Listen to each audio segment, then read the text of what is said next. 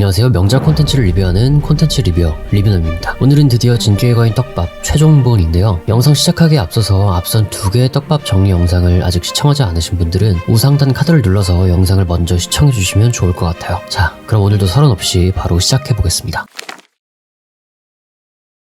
1화에 등장한 초대형 떡밥 중 하나입니다. 1화의 제목은 2000년 뒤의 너에게, 122화의 제목은 2000년 전의 너로부터. 사실 122화가 공개되기 전까지 진주의 거인 팬들은 1화의 제목을 두고 무수한 추리를 해야 했습니다. 루프물이다, 평행세계물이다, 시간여행물이다 등등 제목 자체가 뭔가 큰 비밀을 가지고 있는 듯한 그런 뉘앙스를 풍겼기 때문이죠. 그러나 122화가 공개가 되면서 1화의 떡밥이 완벽히 풀렸습니다. 자, 이 떡밥을 가장 잘 이해하려면 편지의 제목말을 생각하면 쉽습니다. 여러분이 누구에게 편지를 쓸 때 누구누구에게 하며 붙이는 그 제목이요. 1화의 제목인 2000년 뒤의 너에게는 시조 유미르가 에렌에게 보내는 편지의 제목말, 122화의 제목인 2000년 전의 너로부터는 에렌이 시조 유미르에게 보내는 편지의 제목말로 생각하면 이해가 쉬우실 겁니다. 사실 진주의 거인의 이야기는 유미르의 성부를 위한 거대한 결정론적 세계관 안에서 진행되는 하나의 이야기 정도로 보는 게 맞아요. 유미르는 에렌이 태어나기 약 2000년 전 대지의 악마를 만나 거인의 힘을 얻게 됩니다. 그리고 프리창을 만나서 그를 사랑하게 되고 자신의 목숨을 잃은 후에도 좌표라는 영겁의 공간 속에서 그가 원하는 대로 거인을 끊임없이 만들어내죠. 하지만 그녀의 마음 한켠에는 자유를 향한 갈망이 있었습니다. 또한 자신의 사랑에 대한 일종의 의구심도 자리하고 있었죠. 하지만 이를 풀어줄 존재, 자신을 이 고통에서 해방시켜줄 존재는 없었습니다. 왜냐? 자신을 이 고통에서 해방시켜줄 수 있는 시조의 힘을 가진 이들은 모두 부전의 조약에 의해서 스스로의 자유의지를 박탈당했고 선대왕의 의지를 이어갈 수밖에 없었기 때문입니다. 하지만 에렌은 달랐습니다. 그는 왕가의 핏줄도 아니었기 때문에 부전의 조약으로부터 자유로웠고 또 애초에 태어날 때부터 자유를 갈망하는 그런 존재였기 때문에 유미르가 노예처럼 가축처럼 그렇게 살아가는 것을 싫어했죠. 때문에 유미르에게도 너가 선택하는 거다, 너가 정하는 거다 라는 조언을 해줌으로써 스스로 정한다 라는 일종의 자유의지를 그녀의 깊은 내면에서부터 불러일으켰습니다. 또한 미카사와의 사랑을 통해 유미르에게 진정한 의미의 사랑 또한 깨닫게 해줬죠. 그렇게 어린 소녀였던 유미르는 에렌을 통해 비로소 자신을 묶어왔던 족쇄들에서 온전히 해방될 수 있었습니다. 자, 이런 히스토리를 이해하고 1화의 제목을 다시 보겠습니다. 2000년 뒤의 너에게 라는 이 제목은 에렌이 태어나기 2000년 전 거인의 힘을 최초로 가지게 된 유미르가 2000년 뒤 자신을 해방시켜줄 에렌을 향해 건네는 일종의 편지의 제목말이라고 생각하시면 됩니다.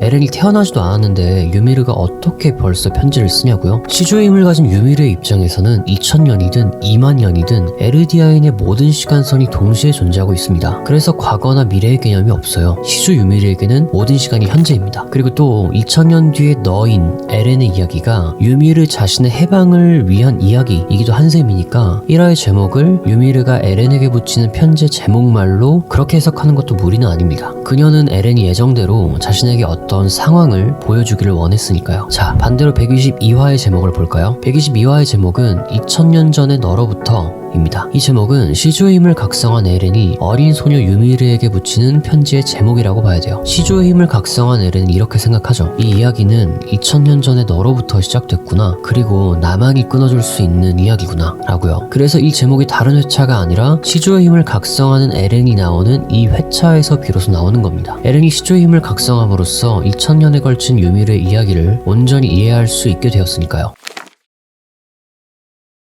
작품 초반 그리샤 예거는 조사병단에 들어가고 싶다는 에렌을 향해 다녀오면 지하실을 보여주겠다 라는 말을 하고 떠납니다. 그리고 마나와 애니 모두 그리샤 예거의 시선은 보여주지 않죠. 사실 웃긴 건 원작이 방영되던 당시 떡밥을 찾을 모든 장면을 주의 깊게 보던 진주의 거인 팬들도 그리샤 예거의 시선에 대해서는 전혀 위화감을 느끼지 못했다는 것이었습니다. 지하실에 뭔가 있겠구나 라는 정도만 생각했지 그리샤의 시선을 보여주지를 않네? 라고는 거의 생각하지 않았어요. 그래서 이 떡밥이 풀렸을 때는 정말 충격 그 자체였죠. 그래서 부랴부랴 1권에서는 이게 어떻게 표현되었지? 하면서 다시 보러 가니까 그리샤 예거의 시선이 어린 에렌이 아니라 허공을 향해 있는 것을 발견할 수가 있었습니다. 그럼 그리샤 예거는 여기서 왜 아들이 아니라 허공을 보면서 이야기를 한 걸까요? 왜냐? 그의 시선이 머물렀던 허공에는 시조의 힘을 각성한 미래의 에렌과 지크가 서 있었기 때문이었습니다. 이는 애초에 작가가 연재 초기부터 그리샤 예거의 행적이 시조의 힘을 각성한 에렌에 의해서 크게 좌우되고 있다는 것을 염두에 두고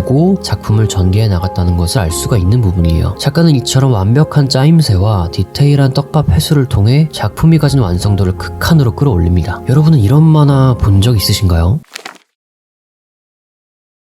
에렌은 히스토리아와의 손맞춤을 통해 자신에게 주어진 미래를 보게 됩니다. 그리고 그 광경은 그야말로 참혹했죠. 그런데 이 장면에서 꽤 상징적인 연출이 있었습니다. 그것은 바로 히스토리아가 에렌에게 수여하는 훈장의 모양이 마치 시주의 거인의 형상과 비슷하다는 점입니다. 그리고 이내 에렌은 왕가의 핏줄인 히스토리아를 통해서 그 훈장을 자신의 목에 걸게 되죠. 이는 에렌이 왕가의 핏줄을 통해 시주의 힘을 발동시키고 땅울림으로 수많은 인류를 학살하는 미래가 에렌에게는 피할 수 없는 일종의 운명이 된다는 것을 보여줍니다. 자유를 상징하는 조사병단의 옷을 입고 시간신화구의 자유를 가져와서 훈장을 받는 에렌이지만 역설적으로도 오히려 이 순간을 기점으로 에렌은 자유의 노예가 되어버리고 말죠. 그래서 그에게 주어지는 이 목걸이가 오히려 그에게는 마치 족쇄처럼 느껴지기도 합니다. 작품 내에서 주요한 역할을 담당하는 일명 다이나 거인입니다. 그리고 그녀의 정체는 에렌의 아버지인 그리샤 예거가 벽 밖에서 만났던 전 부인이었습니다. 그리고 그녀는 낙원행에 처하기 전 그리샤 예거를 향해 이런 대사를 내뱉죠. 어떤 모습이 되더라도 찾아갈게. 그리고 다이나 거인은 그녀의 말대로 어떤 모습, 곧 무지성 거인이 되어 그리샤 예거가 있는 벽 안의 집으로 찾아갑니다. 그리고 그곳에서 그리샤 예거의 현 부인인 카를라 예거를 먹어버리죠. 어떤 모습이 되더라도 찾아간다. 이 의미심장한 떡밥이 깔끔하게 회수되는 장면이라고 볼 수 있습니다. 이 또한 작가가 조연의 대사 하나도 절대 허투루 쓰지 않는다는 점을 알 수 있는 그런 소름 돋는 디테일이라고 볼 수 있겠습니다.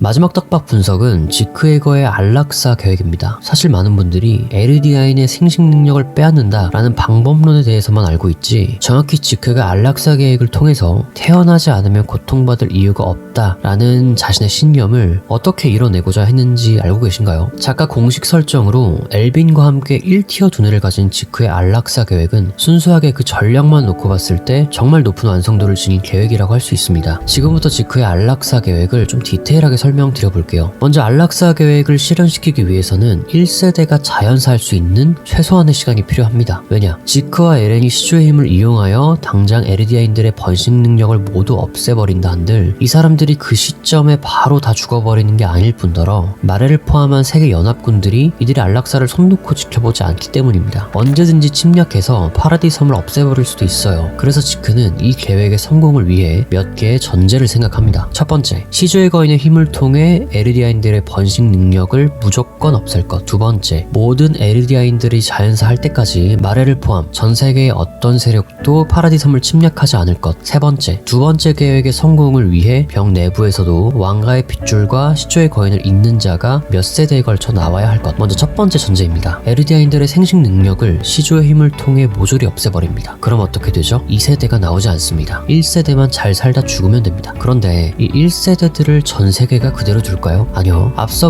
말씀드렸듯이 아무리 파라디 섬의 사람들이 세계를 향해서 평화를 이룩합시다 라고 외친다 해도 이미 증오에 사로잡힌 그들은 에르디아인들의 말을 듣지 않습니다. 이는 에렌을 포함하여 마레에 건너갔을 때 그들이 본 풍경과 레벨리오 수용구에서 타이버 가문의 연설을 통해 확실히 알 수 있겠습니다. 그래서 지크는 생각을 하죠. 세계에 약간의 공포를 주어 안락사를 위한 시간을 벌자 라고 말이죠. 그리고 시간을 벌기 위한 방법이 두 번째 전제입니다. 먼저 지크와 에렌이 시조의 힘을 통해 땅울림을 발동합니다. 하지만 이 땅울림은 우리가 알고 있는 땅울림과 다르게 규모가 좀 작습니다. 구체적으로는 시간신화구의 초대형 거인들만 풀어서 적대국인 마레를 포함 파라디 섬을 노리는 세력들에게 땅울림의 위력을 제한적으로만 보여주는 겁니다. 마치 미국이 항공모함을 통해서 전쟁을 억제하는 것처럼요. 그럼 이 압도적인 화력을 본 이웃나라들은 어떻게 생각할까요? 아, 우리가 지금 침략하면 땅울림으로 완전히 학살당하겠구나. 시간을 조금만 더 들여서 기술적으로 완성된 후에 침략하자 라고 생각할 가능성이 큽니다. 그럼 파라디 섬은 다른 나라가 이렇게 군사력을 증강할 때 바보처럼 가만히 있을까요? 아니요. 지크는 이를 대비해서 기술력을 가지고 있는 히즈르국과 미리 교섭을 합니다. 그리고 땅울림 맛보기를 통해서 주어진 시간 동안 파라디 섬을 보호할 수 있는 군사력을 히즈르국과의 교류를 통해서 증강을 하는 겁니다. 자, 여기까지만 보면 지크의 계획은 나름 빈틈이 없어 보이기도 해요. 계획대로만 된다면 안락사를 맞이하는 1세대들은 존엄 있는 죽음을 맞이할 수 있을 것 같습니다. 그리고 거인이 될 될 수 있는 유전을 가진 에르디아인들이 세계에서 평화롭게 사라지게 됨으로써 증오의 연쇄도 영영 끊어버릴 수 있어요. 그런데 치명적인 문제가 있습니다. 파라디섬의 시간을 벌어주는 견제 수단인 이 땅울림에는 일종의 제약이 있다는 것이었습니다. 자, 지크의 안락사 계획은 현재 파라디섬에서 삶을 이어가는 에르디아인들이 다 죽어야 끝나요. 어림잡아도 대강 7-80년은 소요됩니다. 그리고 이 기간 동안 파라디섬은 땅울림을 항시 발동할 수 있어야 합니다. 혹여 이 기간 중 적 세력들이 파라디섬을 침략하려고 한다면 침략의 견제 수단으로서 땅울림을 언제든지 발동시킬 수 있어야 하니까요. 그런데 땅울림의 발동 조건은 생각보다 까다롭습니다. 왕가의 핏줄을 이어받지 않은 한 인간이 시조의 거인의 힘을 가지고 있어야 하고, 왕가의 핏줄을 이어받은 한 인간이 지성 거인의 힘을 가지고 있어야 합니다. 이같이 왕가의 핏줄을 가진 이와 가지지 않은 이가 모두 필요한 이유는 왕가의 핏줄인 자가 시조의 힘을 얻게 되면 부전의 조약에 의해서 땅울림을 발동시킬 수 없기 때문이고, 반대로 왕가의 핏줄을 가지지 않은 자에게는 시조 유미르가 복종하지 않으며 나아가 그녀의 힘을 빌어 땅울림을 일으킬 수 없기 때문입니다. 물론 이 조건은 지금 당장에는 괜찮아요. 왕가의 핏줄이 아닌 채로 시조의 힘을 소유하고 있는 에렌 예거, 그리고 왕가의 핏줄을 소유한 채 지성 거인을 보유한 지크 예거가 있으니까요. 이같이 두 인간의 조합을 통해서 약간의 땅울림을 발동시킬 수 있어요. 그런데 시조의 힘을 포함한 지성 거인을 가진 인간은 13년밖에는 살지 못합니다. 심지어 지크는 이 시점을 기준으로 약 1년의 수명밖에는 남지 않았어요. 그래서 에렌과 지크의 수명이 끝나게 되면 땅울림도 발동할 수 없으며 안락사 계획도 물거품으로 돌아갑니다. 그래서 자신의 남은 수명 동안 지크는 자신과 에렌의 관계처럼 땅울림을 발동시킬 수 있는 두 명의 인간을 지속적으로 만들어 놔야 합니다. 그래서 지크가 생각한 비책은 이렇습니다. 병 내부에서 유일한 왕가의 핏줄인 히스토리아에게 자신의 짐승의 거인을 계승한다. 그리고 그녀는 13년의 임기 내에 왕가의 핏줄을 이은 그녀의 자식을 최대한 많이 낳는다. 그리고 13년의 주기로 그녀의 자식들이 짐승 거인을 계속해서 계승한다. 이를 두고 에렌은 히스토리아를 지옥에 떨어뜨리고 영원한 사륙을 계속한다 라고 표현을 했죠. 더하여 에렌의 역할을 수행할 지원자를 뽑아 시조의 거인을 13년의 주기로 계승한다. 이렇게 13년의 주기를 물려 계속해서 거인을 계승하게 되면 지크의 바램대로 에르디아인들은 몇 명의 희생을 통해서 자연스레 존엄한 죽음을 맞이할 수 있게 된다. 그렇게 세계는 전쟁을 치르지 않고 한쪽의 소멸을 통해 증오의 연쇄를 끊어낼 수 있다. 여기까지가 지크 예거의 안락사 계획입니다. 물론 이 같은 계획은 유미르가 왕가의 핏줄도 아니었던 에렌의 말을 갑자기 들어버림으로써 망해버렸지만요. 여기까지 진격의 거인 떡밥 분석이 끝났습니다. 정말 복선을 회수하는 게